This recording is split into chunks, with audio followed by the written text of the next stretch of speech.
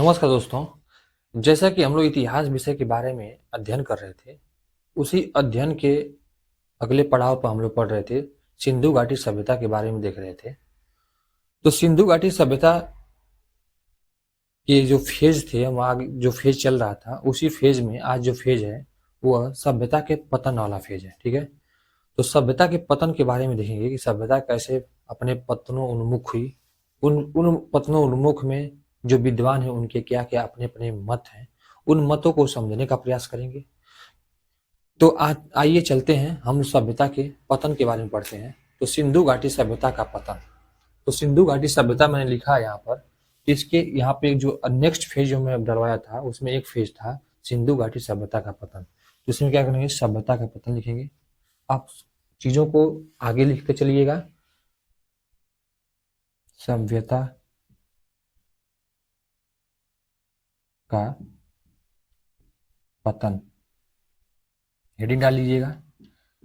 Heading डलवा कर मैं चीजों को इसलिए बता रहा हूं कि चीजें क्या होती हैं कि कोई चीज छूटता नहीं है, और चीजें क्या होती हैं धीरे धीरे सारगर्भित तरीके से एक दूसरे से जुड़ती चली जाती हैं। अगर मैं इसको बुलेट पॉइंट में चीजों को लिखवा था तो कुछ चीजें छूटने के चांसेस रहते हैं। ऐसे जो लिखवाने पर चीजें छूटती नहीं है और फैक्ट आपको ज्यादा अच्छे तरीके से मिल जाते हैं। तो उसी में मैं बता रहा हूँ सभ्यता के पतन में। इस सभ्यता के प्राचीन अवशेषों को या प्राचीन साक्ष्यों को जब इतिहासकार देखते हैं तो पाते हैं कि यह सभ्यता अपने जो अंतिम चरण में पहुंची तो ये क्या थी, अपने पतनों उन्मुख की थी। क्या थी, पतनों उन्मुख की थी। पतनों उन्मुख की ओर थी ये सभ्यता। तो जब पतनों उन्मुख की थी तो आता है कि क्वेश्चन आता है कि कितने सदी तक आते आते ये सभ्यता अपने पतनों उन्मुख की ओर हो गई। तो इतिहासकार बताते हैं कि 2 शताब्दी ईसा पूर्व तक। क्या बताते हैं, 2 शताब्दी। बताते हैं 2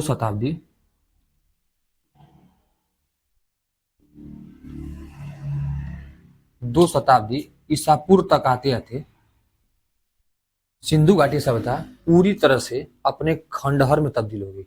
अर्थात इतिहासकार जो साक्ष्य देखे हैं उस साक्ष्य के आधार पर यही निष्कर्ष निकाले इतिहासकार कि यह सभ्यता अपने दूसरी शताब्दी ईसा पूर्व तक आते आते क्या हो गई, पूरी तरह से खंडहर में तब्दील हो गई। उसी प्रकार कुछ इतिहासकार जो थे, कुछ विद्वान जो थे, उन्होंने इस सभ्यता के पतन के बारे में कुछ कुछ बातें कही है कि सभ्यता का पतन किस कारणों से, किन वजहों से, कौन सी ऐसी परिस्थितियां घटित हुई जिनकी वजह से यह सभ्यता अपने पतन उन्मुख की ओर बढ़ी। तो उसमें कुछ विद्वानों के बारे में देखते हैं। तो आप लिखेंगे इस सभ्यता के विनाश के बारे में विभिन्न विभिन्न विद्वानों के अपने अपने मत। उसमें आप देखते हैं पहला, तो मैं चीजों को यहाँ पर लिखते चलता हूं। आप चीजों को बुलेट पॉइंट डालकर या एक एक नंबर डालकर आप चीजों को लिखते चलेंगे, क्योंकि क्वेश्चन यहाँ से आता है कि कौन से विद्वान किसके बारे में क्या बोले हैं, वो क्वेश्चन पूछे जाते हैं। तो मैं चीजों को लिखवा रहा हूँ। फैक्ट है, इस फैक्ट पर आप अपना गौर फरमाइएगा।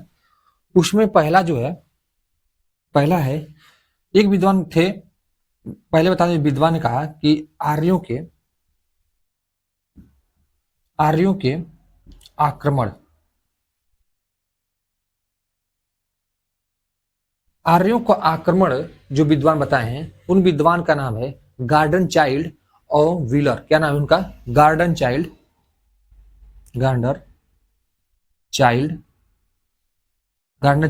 एवं गार्डन चाइल्ड और व्हीलर, ये दो विद्वान हैं।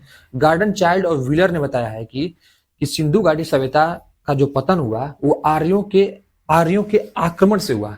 जब आर्य आए तो आर्य जो आए वो आर्य क्या थे, एक आक्रमणकारी थे। उनके कहने अनुसार आक्रमणकारी थे, और सिंधु घाटी सभ्यता के लोग जो थे वह शांतिप्रिय लोग थे। वो जब आए अपने रबेड़ा बनाने के लिए तो आक्रमण किए और आक्रमण करने से क्या हुआ, सभ्यता पूरी तरह से नष्ट हो गई। ठीक है, उसके बाद हम ईस्वी में चलते हैं। दूसरे जो विद्वान थे उन्होंने बताया कि परिस्थिति असंतुलित हुई, जिसे दूसरा जो आप लिखेंगे इसी में पारिस्थितिक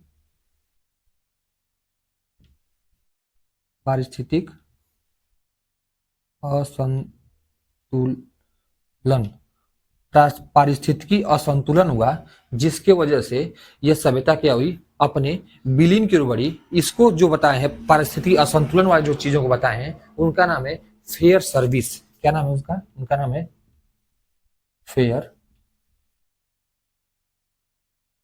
फेयर सर्विस महोदय ने बताया कि पारिस्थितिकी असंतुलित हुई मतलब पारिस्थितियां उस इस हिसाब से नहीं थी जब अपने या अपने चरमोत्कर्ष काल में थी, बल्कि परिस्थितियां क्या हुई, पारिस्थितियां क्या असंतुलित हो गई, जिसकी वजह से क्या हो गया, ये सभ्यता क्या हो गया, पूरी तरह से मट्टी पलित हो गई। उसके बाद जब आगे हम चलते हैं, तीसरा जो इसमें जो बताया गया, उन्होंने बताया गया कि तीसरा इसमें बताया गया कि नदी मार्ग में परिवर्तन, मतलब नदियों का क्या हो गया, मार्ग परिवर्तन हो गया। और यह बात जो बताया है यम यस वर्थ ने बताया है। तो क्या बताया तीसरा? नदी मार्ग का परिवर्तन। ठीक है, मैं चीजों को बोल रहा हूं, जो चीजें नहीं दिखाई देंगी उसको आप लिखते चलेंगे। यह बताया है यम यथ वत्स महोदय ने बताया कि सिंधु घाटी जो सभ्यता थी वह सिंधु नदियां जो सिंधु नदी तंत्र की जो नदियां थी उन्हीं नदियों के तटों पर यह सभ्यता क्या हुई, फलीभूत हुई। तो जो इसमें नदियां थी जैसे सिंधु, झेलम, चिनाब, रावी, ब्यास, सतलज, ये सारी नदियों को मैं बताया हूं कि किन किन नामों से जाना जाता है। अगले लेक्चर में आप देखे होंगे। तो उसी में मैं आपको बता रहा हूं कि जो ये नदी मार्ग था, नदियों ने क्या किया, अपने मार्ग को परिवर्तित कर दिया। बहुत अधिक गाद और कंकड़ बालू पत्थर के बहुत ज्यादा उत्खनन हुए, जिसकी वजह से क्या हुआ कि यहाँ पे गाद का बहुत ज्यादा मलबा आ गया, जिससे नदियां क्या हुई, अपने मार्ग को परिवर्तित कर गई। और जो इसके अमुक अमुक जो स्थल थे, उन स्थल जो थे इसके सिंधु घाटी सभ्यता के, वह इसके मार्ग में आते गए, जिसकी वजह से क्या हुआ, यह सभ्यता क्या हुई, अपने पतन उन्मुख की ओर आगे बढ़ी। उसके बाद आगे चलते हैं हम। तो चौथा जो इसमें है, ऊपर लिख देते हैं यहां पर, चौथा जो है भूकंप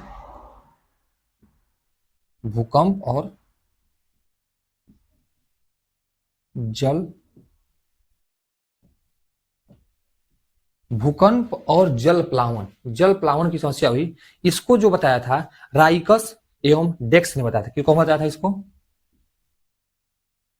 राइकस एवं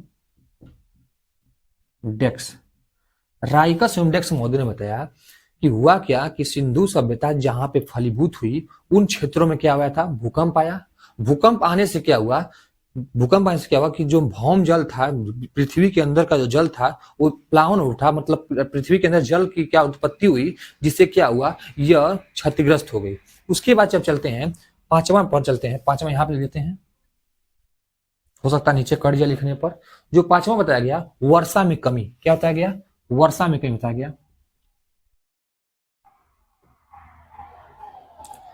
वर्षा में कमी, इतिहासकार बताते हैं कि जो वर्षा होती थी उस हिसाब से वर्षा नहीं हुई, और वर्षा जब नहीं हुई तो वहां की जो फसलें थी वो बर्बाद होने लगी, भूखमरी आ गई, लोग क्या हुए, दाने दाने के लिए तरसने लगे, और इस सभ्यता के लोग क्या हुए, धीरे धीरे समाप्त हो गए, और सभ्यता जो थी खंडहर में तब्दील हो गई। यह जो बात कहा था वर्षा में कमी, वो आइंस्टाइन ने कहा था। कौन कहा था? आइंस्टाइन महोदय ने बताया कि वर्षा में कमी हुई। वर्षा में कमी की वजह से क्या हुई, यह क्या हुई, वर्षा में कमी हुई, जिसकी वजह से फसलें अच्छी तरीके से नहीं हो पाई, और यह क्या हुई, सभ्यता अपने पतनोन्मुखी बढ़ी। फिर उसके बाद यह बहुत इंपॉर्टेंट क्वेश्चन पूछा गया है इससे कि महामारी फैली। ये महामारी का जो बताए हैं इतिहासकार, उनका नाम है U.K.R. कैनेडी। यह एक प्रसिद्ध इतिहासकार है, प्रसिद्ध इतिहासकार हैं। उन्होंने बताया कि सिंधु घाटी सभ्यता जहां पे फलीभूत हुई उन स्थानों पर क्या हुआ, महामारी फैल गई। महामारी में से प्लेग फैल गया, हैजा फैल गया, जिससे बहुत अधिक संख्या में लोगों को क्या हुआ, बहुत तीव्र गति से लोगों की मृत्यु होने लगी, और मृत्यु होते होते इतनी मृत्यु अधिक हो गई कि सभ्यता क्या हो गई, पूरी तरह से समाप्त ही हो गई। उसके बाद जब हम आगे चलते हैं तो हम कुछ और चीजों को देखते हैं, जो चीजें थोड़ी थोड़ी छूट गई हैं। जैसे आप देख रहे होंगे कि यहाँ पे कुछ इंग्लिश टर्म के नाम है। ये जो नाम है ये याद करने में आपको थोड़ा दिक्कतें आती होंगी, क्योंकि दिक्कत आती है, लाजिमी है कि आदमी का एक या मनुष्य का एक याद करने की टेंडेंसी होती है, उससे ज्यादा याद करेगा चीजें भूलने लगती हैं। तो मेरा मानना है कि जब परीक्षा हफ्ते दिन रहे या 5 दिन रहे चाहे 6 दिन रहे, उस बीच में चीजों को अगर आप देखते हैं तो चीजें आपके दिमाग तक एग्जाम हाल तक बनी रहती हैं। नहीं तो इसको बार बार आप याद करते हैं तो चीजें आपको भूलती हैं। तो मेरा मानना है कि जब एग्जाम आप देने जाएं उसे 10 दिन पहले या 5 दिन पहले चीजों को दोबारा देखते रहें, ठीक है। उसके बाद हम आगे चलते हैं।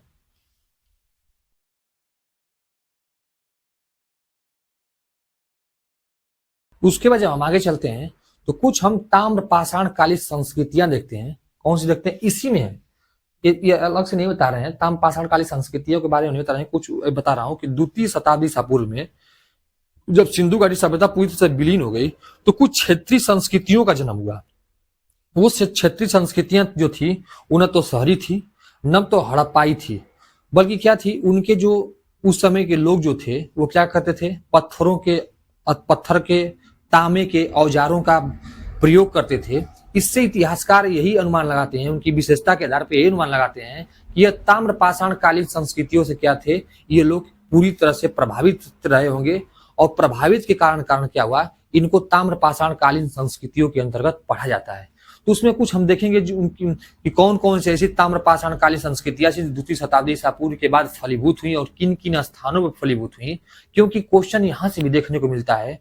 और ज्यादातर टीचर इससे स्किप कर देते हैं, चीजों को नहीं पढ़ाते हैं। तो मैं सोच रहा हूँ इस चीजों को भी आपको बताया जाए। जैसे उसमें जो संस्कृतियां थी ताम्र पाषाण कालीन संस्कृतियों के अंतर्गत एक आहार संस्कृति थी। क्या थी, आहार संस्कृति। आहार संस्कृति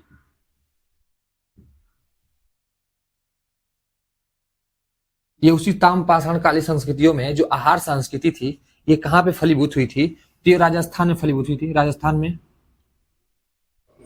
राजस्थान के क्षेत्रों में, अर्थात जो मालवा वाला हिस्सा है, जो मालवा का पठार वाला हिस्सा है, उस मालवा वाले पठार के ठीक ऊपर, अर्थात राजस्थान के दक्षिण पूर्वी हिस्से में। कहां पे, राजस्थान के कहां पे, दक्षिण पूर्वी हिस्से में। इस चीजों को आप छोटा सा हेडिंग डालकर आप लिख सकते हैं, ताम्र पाषाण संस्कृतियों में ही लिखेंगे आप, ठीक है।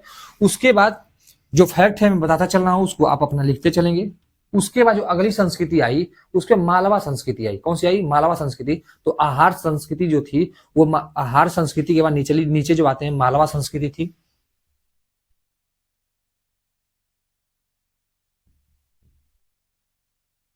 मालवा संस्कृति थी। और ये मालवा संस्कृति जहां पे फलीभूत हुई वो स्थान था मध्य प्रदेश, एमपी, क्योंकि मालवा का पठार आप देखते हैं एमपी में ही है, ठीक है। इसी में जब अगली हम संस्कृति के बारे में देखते हैं तो जोरवे संस्कृति थी। जोरवे संस्कृति थी। और ये जो जोरवे संस्कृति थी, ये जोरवे संस्कृति आपको कहां देखने मिलती है, तो महाराष्ट्र में देखने मिलती है। और ये सबसे ऊंची बात है कि सर्वाधिक ताम्र पाषाण कालीन संस्कृतियों में क्या थी, सर्वाधिक क्या थी, प्रसिद्ध थी। कौन सी, जोरवे संस्कृति। वही जोरवे संस्कृति जो थी वो ताम्र पाषाण कालीन संस्कृतियों में क्या थी, सर्वाधिक प्रसिद्ध थी। और ये कहां पर थी, महाराष्ट्र में थी। महाराष्ट्र के पश्चिम वाले हिस्से में, ठीक है। उसके बाद जो संस्कृति फलीभूत हुई उसका नाम था कायाथा संस्कृति। कायाथा। और कायाथा जो संस्कृति थी, कायाथा संस्कृति, चीजें दिखाई दे रही होंगी। जो कायाथा संस्कृति थी ये भी एमपी में थी। ये फैक्ट है, बार बार भूलता है इसको। बार बार जब आप रिवीजन करेंगे, रिवीजन के मूड में आते रहेंगे तो चीजें क्या होंगी, एक तरह समय आते आते ये चीजें क्या होंगी, पूरी तरह से याद हो जाएंगी। जो उसके बाद जो अगली संस्कृति थी उसका नाम था सावाल्दा संस्कृति थी। कौन सी संस्कृति थी, सावाल्दा। आप बोलते चलिए, चीजों को लिखते चलेंगे। सावाल्दा संस्कृति थी। और जो सावाल्दा संस्कृति थी ये किस क्षेत्र में थी, सावाल्दा संस्कृति थी ये गुजरात में थी। उसके बाद नेक्स्ट जो संस्कृति फलीभूत हुई वो थी चिरांद संस्कृति। कौन सी थी, चिरांद संस्कृति। चिरांद संस्कृति। चिरांद संस्कृति कहां थी, ये बिहार में थी। ये चिरांद संस्कृति जो थी इसको आप बिहार पीसीएस एग्जाम में पूछा गया है। तो मैं यही बताया हूं कि द्वितीय शताब्दी ईसा पूर्व के बाद भारत के कुछ हिस्सों में, ठीक है, भारत के कुछ हिस्सों में क्या हुआ, कुछ संस्कृतियों का विकास हुआ। वह संस्कृतियां न तो शहरी थी न तो हड़प्पाई थी। अर्थात क्या था, इसको इतिहासकार इनके जो विकास विकसित जो चीजें थी जिनके माध्यम से यह क्या फलीभूत हो रही थी, ये लोग उसमें पत्थर और तांबे का प्रयोग करते थे। इसी के लिए इतिहासकार इनको क्या था, ताम्र पाषाण संस्कृतियों के अंतर्गत रखा गया है। जितनी मैं चीजें बताया हूँ, चाहे आहार संस्कृति बताया हूँ, मालवा संस्कृति बताया हूँ, जोरवे संस्कृति बताया हूँ, कयाथा संस्कृति बताया हूँ, सालदा संस्कृति बताया हूँ, चिरांद संस्कृति बताया हूँ, ये सब चीजें से क्या है, क्वेश्चन पूछे गए हैं। और ये अगर एक जगह आप नोट्स में चीजों को लिख लेते हैं तो आपका नोट्स क्या होता है, पूरी तरह से संपूर्ण बन जाता है। ठीक है, उसके बाद आगे चलते हैं। हम आगे चलते हैं तो हम देखते हैं कि अब हमारा जो चैप्टर है वो अंतिम पड़ाव की ओर बढ़ रहा है। तो जो चीजें जो हम पढ़ाते समय जो चीजें छूट गई हैं, उन चीजों को विविध या मिसलेनियस के माध्यम से आपको चीजों को बताने का प्रयास किया जाएगा कि कौन कौन सी चीजें क्या छूट गई हैं। तो आप लिखते चलें विविध में, इस चीजों को मिटा दे रहे हैं, विविध हेडिंग डालेंगे और उसमें चीजों को लिखते चलेंगे आप। ठीक है, तो इसी सिंधु घाटी सभ्यता में विविध एक डाल दीजिए। ये भी एक उसी फेज का हिस्सा है जिस फेज में हमने बताया था।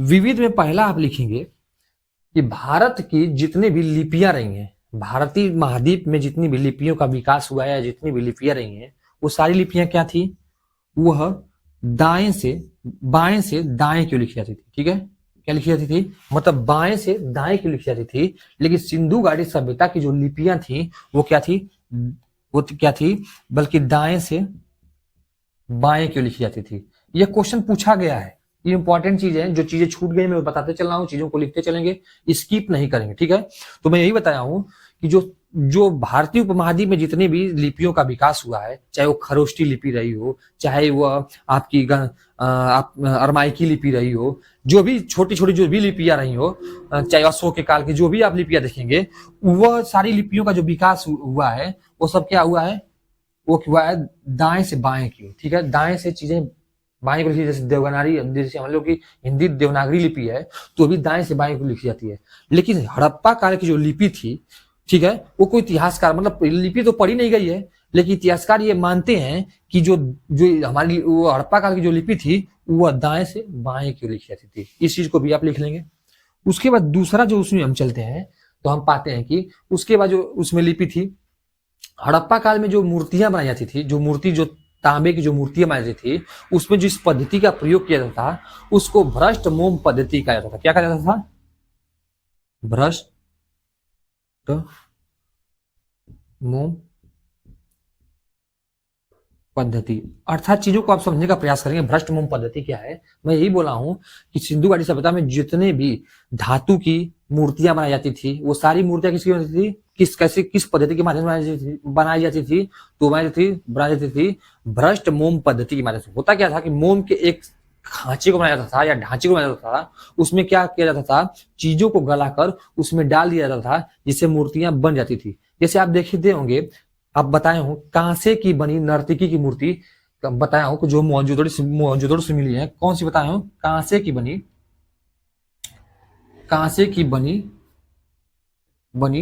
नर्तकी की मूर्ति। मैं बताया था आपको कांसे की बनी नर्तकी की मूर्ति।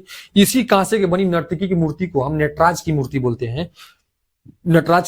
हैं। और ये कहां से मिली थी, मोहनजोदड़ो से मिली थी। उसी में तीसरा हम चलेंगे, चीजों को आप लिखते चलिएगा, आप चीजों को हम बोल रहे हैं आप लिखते चलिएगा। ठीक है, तो तीसरा जो आप लिखेंगे, मोहनजोदड़ो से जो मोहर मिली है, ठीक है, मोहनजोदड़ो से जो मोहर मिली है उसे जॉन मार्शल साहब ने, कौन थे, जॉन मार्शल साहब। मैं बताऊं कि जॉन मार्शल साहब कौन थे, इसको आप कमेंट बॉक्स में लिखेंगे। चीजों को बताया हूं, चीजों को पढ़ाया हूं, तो चीजों को कमेंट बॉक्स में लिखिए जॉन मार्शल साहब कौन थे। तो मैं बता रहा हूं वही बात कि मोहनजोदड़ो से जो मोहर मिली है उसको जॉन मार्शल साहब ने रुद्रदेव शिव की मोहर बताया है या योगी की मोहर बताया है। इस योगी के मोहर पर जो ये चीज छूट गई थी, मैं बता रहा हूं, उसमें योगी की मोहर पर 6 की संख्या में, कितने संख्या में, 6 के संख्या में जानवरों का क्या अंकन है। ठीक है, उस मोहर पर उसमें कौन कौन से हैं, एक चीता है, हाथी है, ठीक है, दो हिरण है, चीता है, हाथी है, 2 हिरण है। उसके बाद आपका देते हैं चीता है, हाथी है, दो हिरण है, गेंडा है और भैंसा है। कौन सा है? गेंडा, गेंडा और भैंसा है। संख्या देख लीजिए, 1 2 3 4, 4 2 6। यहीं पर नोट करके आप चीजों को लिख लेंगे, नोट करते हुए कि इस योगी के मुहर पर वृषण वृषण वृषण के चित्र नहीं मिलता, अर्थात बैल का चित्र नहीं देखने को मिलता है, क्योंकि आपके दिमाग में बना हुआ है कि सिंधु घाटी सभ्यता का बैल बहुत इंपॉर्टेंट था, इसलिए बैल के चित्र देखने को मिले होंगे, लेकिन बैल का चित्र देखने को नहीं मिला है, न कि गाय का चित्र देखने को मिला है। इस चीजों को यहीं पर नोट करके लिख लीजिएगा, ठीक है। तो ये 6 जो है ये क्वेश्चन पूछे गए हैं, पीसीएस में पूछा गया, यूपी पीसीएस पूछा है, ठीक है। तो इस चीजों को नोट कर लिए। हो सकता है कि किसी आरओ जैसे एग्जाम में पूछने के चांसेस बन सकते हैं, क्योंकि आरओ फैक्ट बहुत अधिक पूछता है, तो हो सकता है कि उसमें हिरण पूछा था, हिरणों की संख्या कितनी थी, हो सकता है इसमें यह पूछ ले कि कितनी संख्या रही होगी, ये करके क्वेश्चन बना सकता है, ठीक है। इसी में जब हम आगे चलते हैं तो हम चौथा जब देखते हैं, तो चौथा जो उसमें है कि सभ्यता जो थी, सिंधु घाटी सभ्यता थी, उसमें घाटी जो यूनानी लोग थे, इनको क्या बोले, सिंडन शब्द का प्रयोग किया। कौन सा शब्द का? सिंडन। क्वेश्चन पूछा जाता है कि यूनानी लोगों ने सिंधु घाटी सभ्यता को किस नाम से पुकारा है, तो सिंडन शब्द का प्रयोग किया है किसने? तो अब लगे बताइए कि मेसोपोटामिया के लोगों ने, हम आपको बताए हैं कि मेसोपोटामिया के लोगों ने सिंधु घाटी सभ्यता को किस नाम से पुकारा है, कमेंट बॉक्स में आप कमेंट करेंगे। उसके बाद जब हम आगे चलते हैं, 5वां आप लिखते चलिए। सिंधु घाटी सभ्यता की जो लिपि थी वो कैसी थी? तो भाव चित्रात्मक लिपि थी। अर्थात क्या था, लोग क्या करते थे, अपने किसी दीवार पर या दीवार पर एक दूसरे से जो चीजों का आदान प्रदान करते थे, वो क्या करते, चित्र के माध्यम से करते थे, ठीक है। तो वही इतिहासकार माने हैं कि उनकी जो लिपि रही होगी वो भाव चित्रात्मक लिपि थी। तो क्वेश्चन पूछा था कि सिंधु घाटी सभ्यता की जो लिपि थी कैसी थी? तो भाव चित्रात्मक थी। चीजों को तेजी से लिखते चलिए। 6वीं चीजों को जब लिखेंगे आप, 6वां में, सभ्यता की अधिकांश जो आबादी थी वो कहां रहती थी? गांव में रहती थी। बहुत ऊंची बात है, पूछ सकता है क्वेश्चन कि आपके दिमाग में बना रहेगा कि सभ्यता तो बड़ी विकसित थी, लोग शहर में ज्यादा लोग रहते रहे होंगे। यहां तक इतिहासकार बताते हैं कि 70 से लेकर 75% तक, ठीक है, 70 से लेकर 75% जो आबादी थी वो गांव में ही रहती थी। सिंधु सभ्यता के जो कुछ प्रमुख बंदरगाह हैं उसको भी हम लोग देखने का प्रयास करेंगे कि सिंधु सभ्यता के कौन कौन से प्रमुख बंदरगाह थे, उसको भी आप देख लीजिए। क्वेश्चन यहां से भी पूछता है, जिसमें आप लिखते चलेंगे लोथल, आप लिखते चलिए। जो उसमें हिंदी टर्मिनोलॉजी कठिन होगी मैं इसको लिख दूंगा, लोथल। लोथल के बाद सुतकांगेंडोर,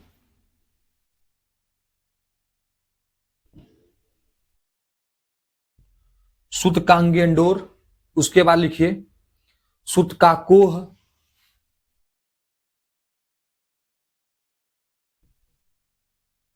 सुतकाकोह, सुतकाकोह। उसके बाद डाबरकोट, डाबरकोट लिखेंगे, बालाकोट लिखेंगे, प्रभास पाटन लिखेंगे। उसके बाद लिखेंगे भरत राव लिखेंगे और रंगपुर लिखेंगे। इसी में से एक क्वेश्चन आपसे पूछ रहा हूं, सुतकांगेंडोर कहां पे अवस्थित है और किस नदी के किनारे अवस्थित है? कमेंट बॉक्स में कमेंट जरूर करेंगे, ठीक है। उसके बाद जब आगे चलते हैं तो उसी विविध वाले में लोथल जो था, बंदरगाह जो था वो एक ज्वारी प्रकार का बंदरगाह था, ठीक है, ज्वारी प्रकार का बंदरगाह था। कमेंट बॉक्स में भी कमेंट करेंगे ज्वारी प्रकार जो बंदरगाह था लोथल, उसकी अवस्थिति किस खाड़ी में है? कच्छ के खाड़ी में है कि खंबात की खाड़ी में? कमेंट बॉक्स में बताएंगे, ठीक है, चीजों को बताया गया है। उसी प्रकार एक क्वेश्चन पूछा गया था, हमको लग रहा है कि रेलवे के किसी एग्जाम में पूछा गया था कि ईटों का जो अंकन है वो कितने के गुणक में है या कितने के अनुपात में है? तो गुणक जो है वो जो गुणक है 7 गुणे 14 गुणे 28 के अनुपात में। कितने में है? 7 गुणे 14 गुणे 28 के अनुपात में है, गुणक में है। और अनुपात पूछ दे तो 1:2, 2:4 के क्या है? अनुपात में है। तो ये क्वेश्चन पूछा गया था। उसके बाद आगे चलते हैं। सिंधु घाटी सभ्यता के जो दरवाजे थे, जिसको चीजों को लिखेंगे, सिंधु घाटी सभ्यता के जो दरवाजे थे वो क्या खुलते थे? गलियों में खुलते थे। लेकिन लोथल एकमात्र ऐसा स्थल मिला है जिसके दरवाजे गलियों में नहीं, अर्थात डायरेक्ट जो सड़क मार्ग थे उस पे खुलते थे। उसके बाद आगे चलेंगे सिंधु घाटी सभ्यता के जो नगर हैं वो किस पे, चेस बोर्ड पद्धति पे। कौन सा पद्धति, चेस बोर्ड पद्धति, चेस बोर्ड पद्धति पे बसाए गए थे। इसको हम क्या बोलते हैं, ग्रिड पद्धति के नाम से भी जानते हैं। उसके बाद आगे आगे चलते हैं, हम चीजों को देखते हैं।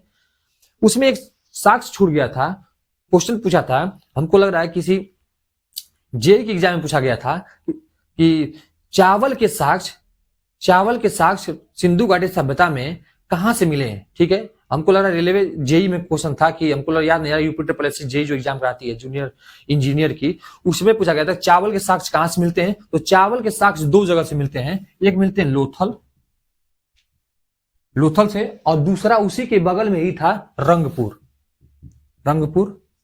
ठीक है, लोथल और रंगपुर से। ठीक है, उसके बाद हम जब आगे चलते हैं, चीजों को समझने का प्रयास करते हैं, तो इसी में हम लगे हैं समझते हैं कि सिंधु सभ्यता का जो काल का निर्धारण किया गया है कि प्राक काल का जो हमारे जो प्राक हड़प्पा काल था, उसका जो शासन, उसका जो समय पीरियड था कितना था, विकसित हड़प्पा काल का समय पीरियड कितना था, उसके बाद जो पतन के जो काल थे उसका समय पीरियड कितना था, इसको भी लगे देख लेते हैं, क्योंकि क्वेश्चन यहां से ही पूछे जाते हैं। इतना ही मिटा देते हैं। तो प्राक या प्रारंभिक जो हड़प्पा काल का जो समय काल था वह 3500 से लेकर कितना था, 2500 था। ठीक है, क्या था, ईसा पूर्व।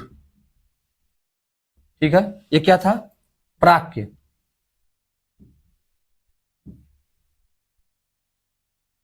हड़प्पा काल था। ठीक है, उसी में नीचे लिखेंगे।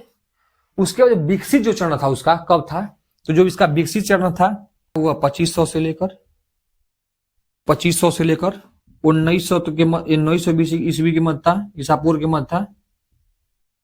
उसके बाद इसका जो पतन का चरण था वह 1900 से लेकर 1750 ईसा पूर्व के मध्य तक था। ठीक है, तो इसको जो बोलते हैं, इसको प्राक के हड़प्पा समय था, यह जो था यह विकसित हड़प्पा का समय था, और ये जो था पतन का समय था। चीजें हम बोल रहे हैं, चीजों को लिखते चलेंगे। उसके बाद देखते हैं कुछ जो चीजें छूटी हुई हैं, विविध में ही लिखवा रहे हैं, जिससे आपके नोट्स में कुछ छूटे ना, चीजें एकदम अच्छी तरीके से हो जाए। इसके बाद जो है हमारे विद्वानों के द्वारा सिंधु घाटी सभ्यता का काल का निर्धारण किया गया है। तो कौन से विद्वान ने कितने काल तक सिंधु घाटी सभ्यता का पीरियड बताया है, उस पीरियड को समझने का प्रयास करेंगे। तो आप हेडिंग लिखेंगे, विद्वानों के द्वारा सिंधु सभ्यता के काल का निर्धारण। क्या लिखेंगे, विद्वानों के द्वारा सिंधु सभ्यता के काल का निर्धारण। उसमें पहला लिखेंगे जॉन मार्शल साहब को लिखेंगे। किसको लिखेंगे आप, जॉन मार्शल साहब को। किसको लिखेंगे, जॉन मार्शल। जॉन मार्शल साहब ने कहा है कि जो सिंधु घाटी सभ्यता का जो काल है वो कब से कब तक है, तो 3250 से लेकर 2750 बताया है ईसा पूर्व तक। ठीक है, उसके बाद जब हम चलते हैं, चीजों को देखते हैं, तो आर्नेस्ट का नाम है, आर्नेस्ट मैके ने बताया है कि आर्नेस्ट कौन बताया है, आर्नेस्ट, ये जो सभ्यता थी, यह जो सभ्यता थी ये कब से 2800 से लेकर 2500 की मध्य। ठीक है, 2800 से लेकर 2520 ईसा पूर्व के मध्य। तीसरा जब इसमें विद्वान को हम जब देखते हैं तो हम पाते हैं कि एस आर शर्मा, ये एस आर शर्मा जो है भारत के इतिहासकार हैं। इन्होंने जो बताया है 2550 से लेकर 1900 के मध्य, कितना बताया है, आर एस शर्मा जी ने बताया है 2550 से लेकर 1900 के मध्य। इनका जो साक्ष्य है वह कार्बन जो सी है, जिसको बोलते हैं कार्बन 14 जो हमारी पद्धति है, जिसको C14 बोलते हैं, इनके साक्ष्य से, कार्बन C14 के जो साक्ष्य से इनका जो साक्ष्य क्या मिलता जुलता है, तो इनका जो साक्ष्य ये बताता है 2500 से लेकर 1750। ठीक है, ईसा पूर्व तक देखने को मिलता है। इसी में जब आगे हम अगले विद्वान को चलते हैं, यहाँ पे पांचवां विद्वान को चलते हैं, तो इसमें जो अगले जो विद्वान स्मिथ साहब ने बताया है कि 2500 से लेकर कितना तक 1500 की सापुर, कितना बताया है स्मिथ ने बताया है 2500 से लेकर 1500 के मध्य, ठीक है, 2500 से लेकर 1500 के मध्य। इसी में जब हम आगे चलते हैं एक चीज में, तो जब देखते हैं उसी विविध देखते हैं कि मनका बनाने का कारखाना कहाँ देखने को मिलता है। तो हम तो जानते हैं कि मनका बनाने का कारखाना चंद्रगढ़ में था, लेकिन कुछ इसके जो साक्ष्य हैं हमें हड़प्पा से भी देखने को मिलते हैं। कहां से? हड़प्पा से, लोथल से और चनहुदड़ो से।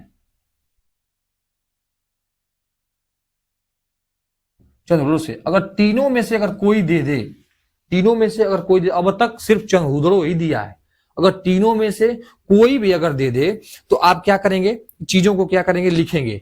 इसमें एक कालीबंगा भी लिख लीजिए, कालीबंगा। आज हम क्या किए थे, एमसीक्यू क्वेश्चन नहीं लाए थे। एमसीक्यू क्वेश्चन इसलिए नहीं लाए थे कि कल हम जब वस्तुनिष्ठ क्वेश्चन लाएंगे, क्योंकि वो उसी फेज का हिस्सा है, तो सारे के सारे क्वेश्चन, मेरा मानना है कि कम से कम 30 ऐसे क्वेश्चन लाए जाएंगे जो परीक्षा उपयोगी क्वेश्चन होंगे, जो आगामी परीक्षा उपयोगी क्वेश्चन होंगे। कुछ ऐसे क्वेश्चन होंगे जो एग्जाम में आए होंगे, जैसे अच्छे एग्जाम में आए होंगे क्वेश्चन होंगे। कल हम उपस्थित होंगे क्वेश्चन, इसी चैप्टर से क्वेश्चन को लेकर, और चीजों को आप याद करते चलिएगा, क्योंकि 3 से 4 लेक्चर हो चुके हैं। चीजें भूलती चली जाएंगी, जैसे चीजें क्या होंगी आप भूल जाएंगे, तो आप एक दूसरे की चीजों को रिकैप करते भी चलिएगा। ठीक है, तब तक के लिए नमस्कार।